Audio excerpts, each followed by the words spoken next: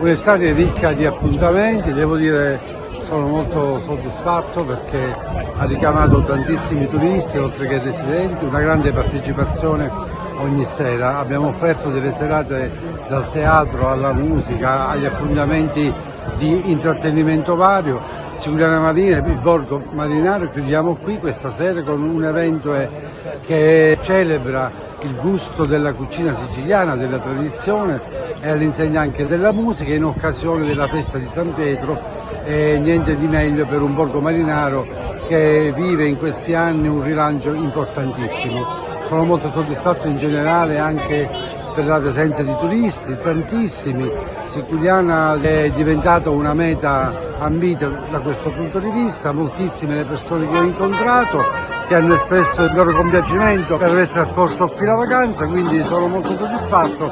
Continueremo a lavorare in questa direzione per un'offerta turistica sempre più di qualità.